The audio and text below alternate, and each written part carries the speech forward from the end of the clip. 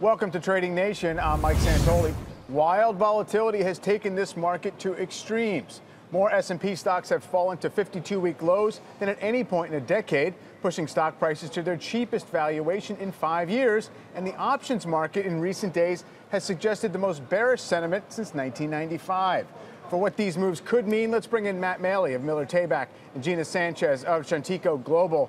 So Matt, these are all just different ways of expressing the fact that the market is deeply oversold. It's been a pretty comprehensive washout. What do these readings tell you, though, in terms of what we can expect?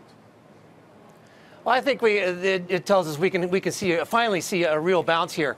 You can add to that, we saw the breadth on Monday was the advanced decline in the S&P 500 was 49-1 negative. I can't remember the last time I ever saw anything like that. And we also see sentiment among futures traders in the DSI data. Only 4% are bullish. That's you almost never see anything that low. So you're really getting that kind of washout move. But if you look at the chart on the S&P 500, we're also it touched a key support level back on Monday. That's its 200-week moving average. That's the level that held in 2016 and in 2011 when we had the European crisis. So that should provide some good support here. And that's particularly true because if you look at the weekly RSI chart, it's the most oversold it's been since those 2011 lows. Now, in 2011, we did, about a month later, we came back and retested those lows, so we have to see that in a couple of weeks. But I think this is a kind of a bounce that will start a rally of anywhere from 8 to 12% over the next couple of weeks. Yeah, that would certainly be welcome, I'm sure. Gina, has all this activity, all the heavy selling pressure, do you think surfaced some real value here? So is this a decent longer-term buying opportunity?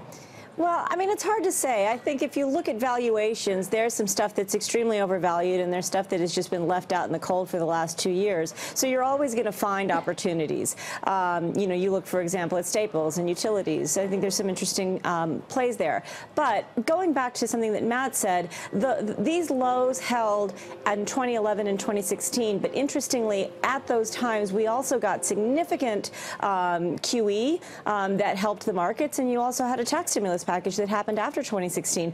So there was additional push. The markets didn't just bounce and hold those lows. There had to be something else. And I think the problem that we're kind of facing is what's the something else that comes now? We've pretty much, been using up every trick we have in the book in order to keep this rally going. And we're getting to a point where we're now going to have to tighten after over a decade of easy monetary policy. So I think that's the bigger question that people have to ask themselves. Will there be opportunities? Absolutely, there's always opportunities. However, what is the longer-term trend for the S&P as an aggregate?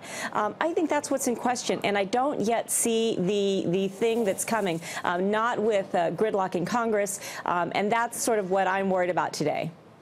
Yeah, hard to know if just maybe the Fed backing off of tightenings rises to the level of being that something else that you mentioned. We'll have to wait and see. Gina and Matt, thanks a lot for joining us today. And thank you for watching Trading Nation. I'm Mike Santoli. We'll see you next time.